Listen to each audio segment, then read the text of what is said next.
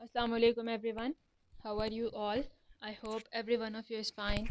I am here with another lecture. My lecture number today is 30 for inter part 2 जिसमें हम लोग chapter number 16 support and movement के बारे में बात कर रहे हैं.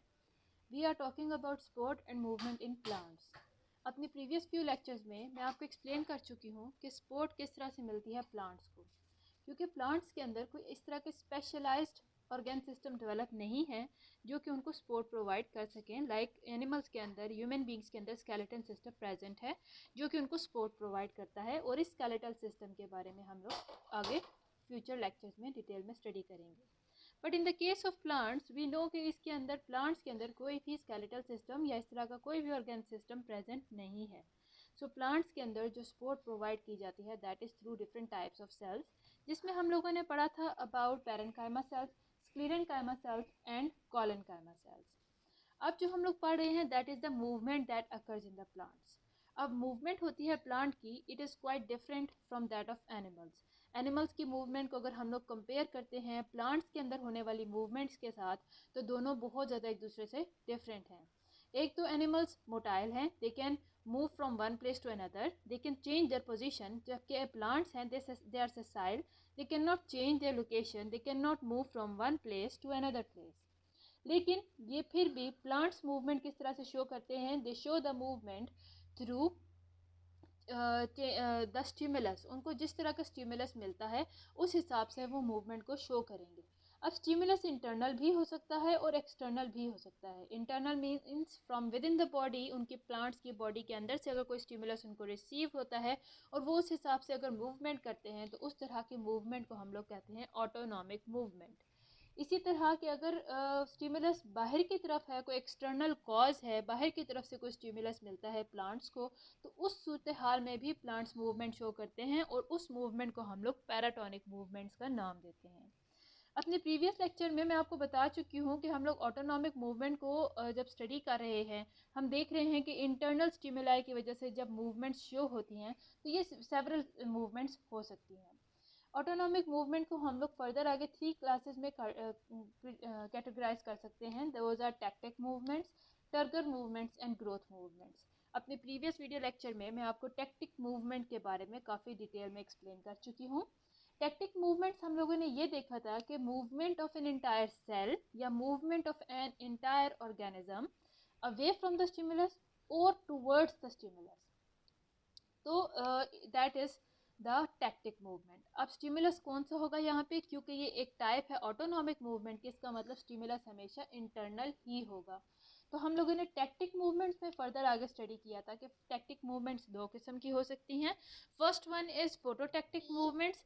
फोटो मीन्स वो मूवमेंट्स जो कि लाइट की वजह से, लाइट के स्टिमुलस के रिस्पॉन्स में मिलती हैं, those are phototactic movements. And the second one are chemotactic movements, यानी कि केमिकल के रिस्पॉन्स में जो मूवमेंट्स आती हैं प्लांट्स के अंदर, that is the chemotactic movement.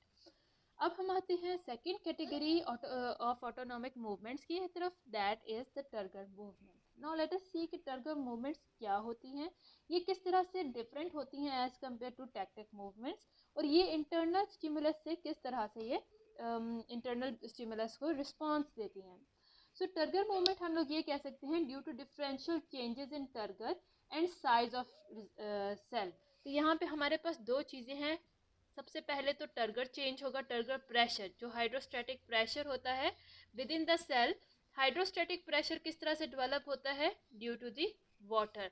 जब बहुत ज़्यादा वाटर सेल के अंदर एंटर हो जाता है तो cell will become, it become rigid, it become swelled up, और उस वजह से उसके अंदर टर्गर प्रेशर डेवलप हो जाता है. अब कोई भी स्टिमुलस ऐसा मिलता है जो कि इस टर्गर प्रेशर को अगर चेंज कर दे, वाटर की मूवमेंट को, क्या वाटर ऑस्मोसिस के थ्रू सेल के अंदर एंटर होगा या एक्स ऑस्मोसिस के थ्रू सेल से बाहर निकल जाएगा. इस तरह के जब प्रेशर, हाइड्रोस्टैटिक प्रेशर में चेंजेस आती हैं, टर्गर प्रेशर में चेंजेस आती हैं, तो इसको हम लोग कहते हैं these are the turgor movements. और ये कब होती हैं, ड्यू टू द गेन और loss of movement water. So किसी भी स्टिमुलस की वजह से, सो ये वाटर की लॉस और वाटर के गेन की वजह से जो मूवमेंट्स होती हैं उन्हें हम लोग कहते हैं these are the turgor movements. So ये टर्गर मूवमेंट्स जो है सेकंड कैटेगरी है ऑटोनॉमिक मूवमेंट्स की। तो हमने अपने माइंड में क्या रखना है कि ये जो टर्गर मूवमेंट होगी, वाटर का गेन होगा या वाटर का लॉस होगा सेल से, that is due to some internal stimulus, यानी कि प्लांट की बॉडी के अंदर से ही उसको कुछ स्टिमुलस मिलता है, जिसकी वजह से प्लांट के अंदर ऑस्मोसिस के थ्रू वाटर एंटर होता है उसके सेल के अंदर, या फिर एक्सोस्मोसिस के थ्रू उसके सेल से वाटर बाहर निकल जाता है, और इस तरह से पूरे जो बॉडी है वो रिस्पॉन्स करती है through these turgor movements. So अगर हम लोग एक प्लांट्स की एग्जांपल लेते हैं, there is a special plant that is named, that plant is called as touch me not.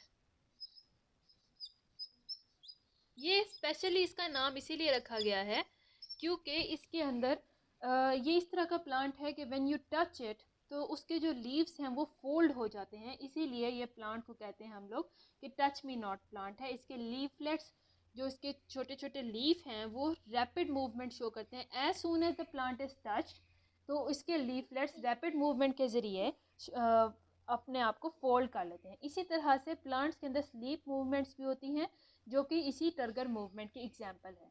तो अब हम लोग ये दोनों तरीके की एग्जाम्पल्स को स्टडी करेंगे। सबसे पहले हम लोग देखेंगे कि ये स्लीप मूवमेंट्स क्या हैं। These are the sub types of the turgor movement. तो पहले हमारे पास आ जाती है sleep movements.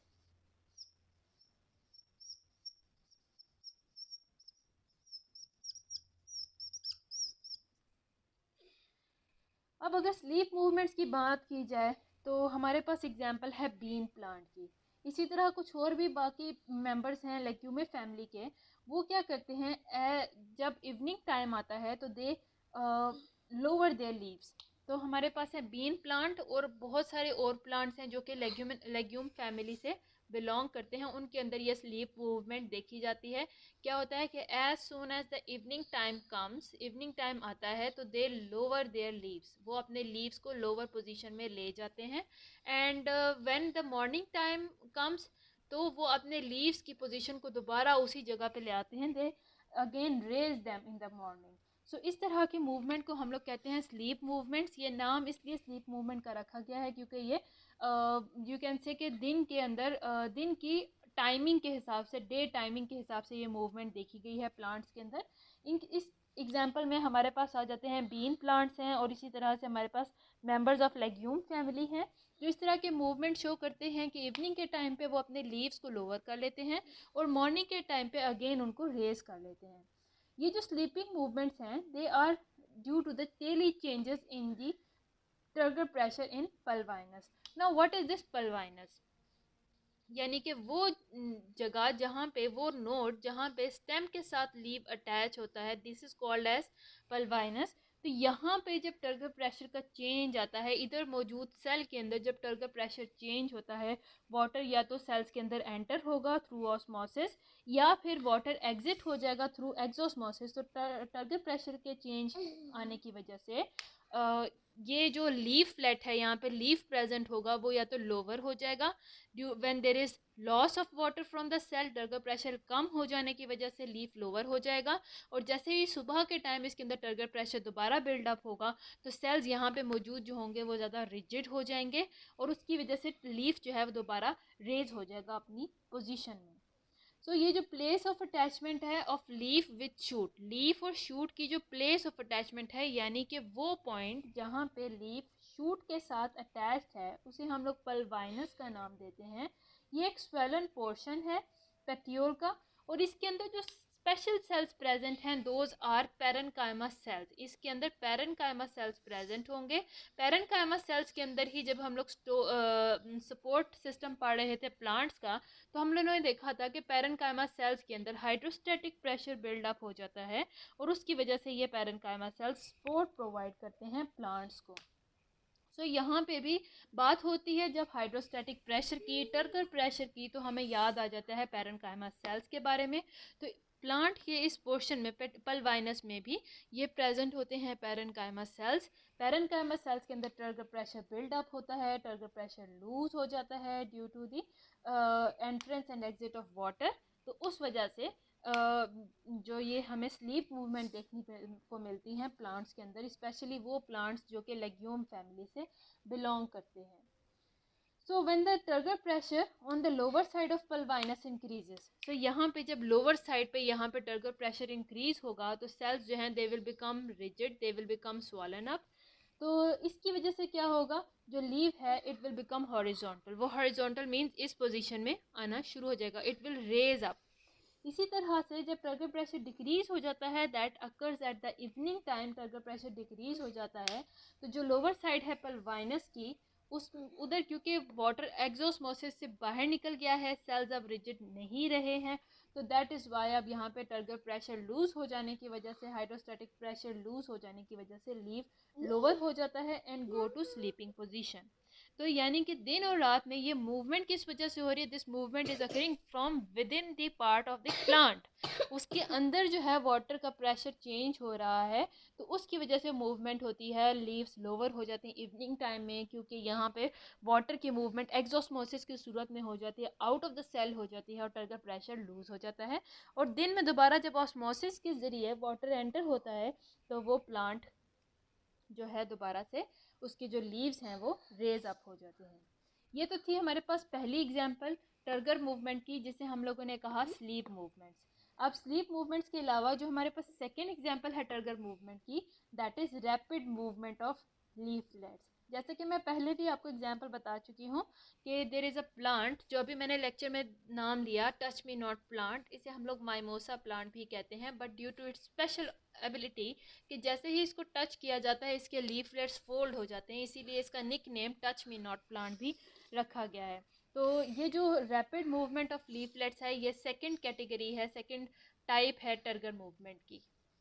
So the second type is rapid movement of leaflets.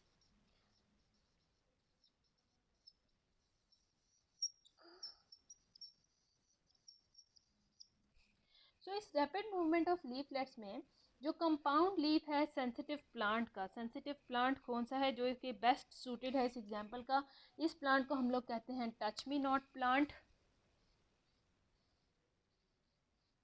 Touch me not, या फिर इसे हम लोग माइमोसा प्लांट के नाम से भी जानते हैं। तो इसके अंदर होते हैं कंपाउंड लीव्स, कंपाउंड लीव्स यानी कि एक ही ब्रांच पे यहाँ पे छोटे छोटे इस तरह से लीफलेट्स प्रेजेंट होते हैं लाइक दिस। सो जब इस कंपाउंड लीफ को टच किया जाता है तो जो ये लीफलेट्स हैं दे फोल्ड टुगेदर, वो एक दूसरे के साथ आके फोल्ड हो जाते हैं। ये जो रिस्पॉन्स है होने में इट टेक्स अ सेकेंड और टू, जिसकी वजह से अब ये क्यों हो रहा है, क्योंकि ये भी टर्गर मूवमेंट की टाइप है, तो हम इसको रिलेट करेंगे कि टर्गर प्रेशर के चेंज होने की वजह से in the pulvinus of the leaflet ये काम होता है, मीन्स कि ये जो टच मी नॉट फ्लावर है, टच मी नॉट प्लांट है, उसके लीव्स जो हैं फटाफट फोल्ड हो जाते हैं, अंदर की तरफ मुड़ जाते हैं। तो इन्वेस्टिगेशन हुई जब इसके ऊपर कि क्या रीज़न है कि फटाफट जैसे इसको टच किया जाता है तो ये फटाफट इसके अंदर से टर्गर प्रेशर लूज हो जाता है, तो उस इन्वेस्टिगेशन से, उस रिसर्च से पता चला था कि जैसे ही इस प्लांट को टच किया जाता है, अब सेल के अंदर वाटर फिल्ड है, सेल रिजिड फॉर्म में है, अब क्या होता है कि जैसे इसको टच किया जाता है तो जो पोटेशियम आयंस होते हैं वो सेल के अंदर से बाहर की तरफ मूव करना शुरू कर देते हैं as soon as the plant is touched. जैसे ही पोटेशियम आयंस बाहर की तरफ मूव करेंगे, अब आप जानते हैं कि बाहर की तरफ कॉन्सेंट्रेटेड फॉर्म हो गई है पोटेशियम की, तो लोअर हो गई वाटर की कॉन्सेंट्रेशन, तो वाटर भी पोटेशियम के पीछे पीछे बाहर की तरफ, सेल से बाहर की तरफ निकलना शुरू हो जाएगा और एक्सॉस्मोसिस का प्रोसेस हो जाएगा।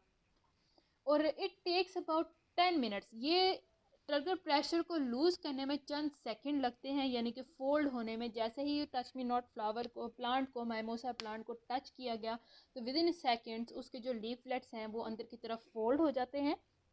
जबकि अगर हम लोग दोबारा इस मेथड को रिवर्स करने की बात करें तो जब टच इसको टर्गर प्रेशर लूज़ हुआ था, टर्गर प्रेशर रीगेन करते हुए ऑलमोस्ट 10 मिनट्स लग जाते हैं कि वाटर दोबारा से ऑस्मोसिस के थ्रू उस सेल के अंदर दोबारा एंटर हो, सेल के अंदर दोबारा से टर्जिडिटी इंक्रीज हो और उसकी वजह से स्वलन हो जाए, रिजिड हो जाए और ऑस्मोसिस के थ्रू वाटर की कॉन्सेंट्रेशन सेल के अंदर ज़्यादा हो जाए। So due to this movement changes in the turgor pressure, ये जो मूवमेंट प्लांट्स की होती है, इन तरह के मूवमेंट्स को हम लोग टर्गर मूवमेंट्स का नाम देते हैं। टर्गर मूवमेंट्स दो तरह की हैं, एक है स्लीप मूवमेंट्स जिसमें हम लोगों ने बीन प्लांट्स का नाम लिया कि उसमें टाइमिंग ऑफ द डे के हिसाब से वाटर मूवमेंट होती है, और दूसरी वाली क्या है रैपिड मूवमेंट जिसमें हम लोगों ने एग्जांपल ली है माइमोसा की। माइमोसा के अंदर as soon as it is touched तो उसके लीफलेट्स फोल्ड हो जाते हैं, that is due to the movement of potassium ions. तो वाटर भी मूव करता है from within the cell to outside, और लीफलेट्स जो हैं वो फोल्ड हो जाते हैं। So this was my lecture today about the turgor movements. I hope आपको आज का लेक्चर क्लियर हो। अगर यहाँ तक कोई भी प्रॉब्लम है तो we can discuss in the comment section. I am here to help you out and see you soon in the next video. Till then, Allah हाफिज़।